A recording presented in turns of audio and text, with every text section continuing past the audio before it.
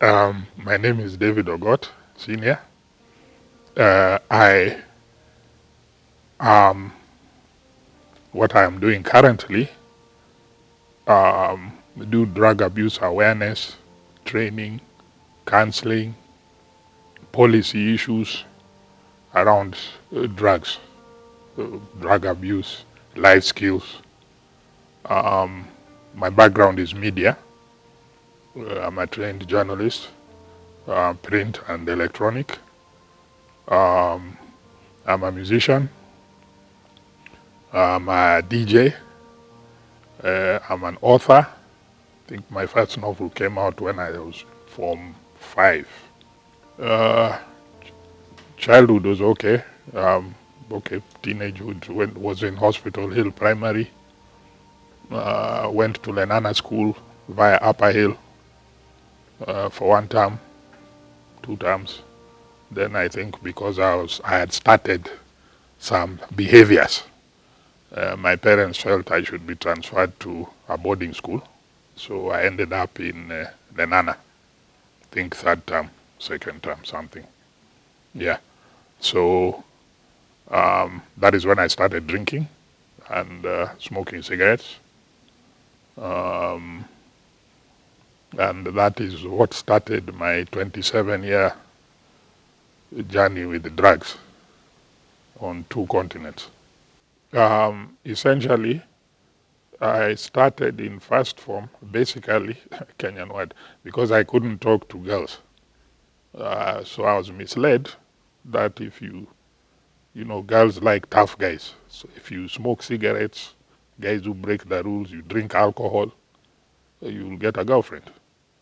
So I actually told them that what I know, my parents told me, you smoke cigarettes, you'll get cancer and die.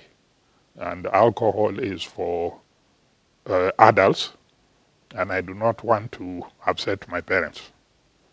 Then they told me, then you will continue like that, because what was happening, we would go, let's say, for a debate in a girls' school, or you'd go for a dance, or during the holidays or half term.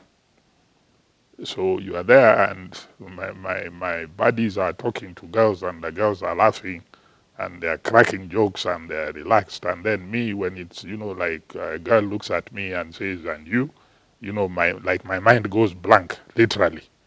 And I was a very loud guy. I'm still a very loud fellow. But somehow, um, you know, I just would go blank, and then they're laughing at me, and you've gone, let's say you've gone for a dance, and so after, or let's say like a debate, then after that there's a dance like 30 minutes, 40 minutes, something. So these guys are going to ask a girl for a dance. Then you are going, then halfway across the hall, then you turn back, then you say the next one, then the next one is the next one. So at the end of the day, you are what are called floaters. You are floating, no partner. So where you are standing, so guys would say that is the floaters corner, and then that story goes around in girls' schools, and then guys are laughing at you. So it was stress. It was stress. So essentially, at some point, um, guys were smoking in the field. So I said, let me try cigarettes. So I took a puff, and of course I coughed like an idiot. And they were laughing, and they're saying, you're wasting the cigarette because you're sharing like one cigarette, several guys. But then the next day I'm there, let me try, let me try. So after about a week, I could actually smoke, and inhale and exhale through my nose.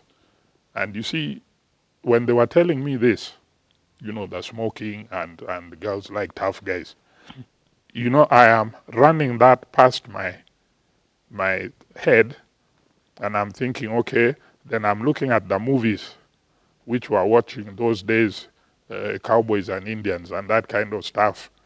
So you find that tough guy was always smoking and he's drinking. In fact, he's drinking spirits. He's not drinking beers or wine. He's drinking spirits, and he's drinking neat.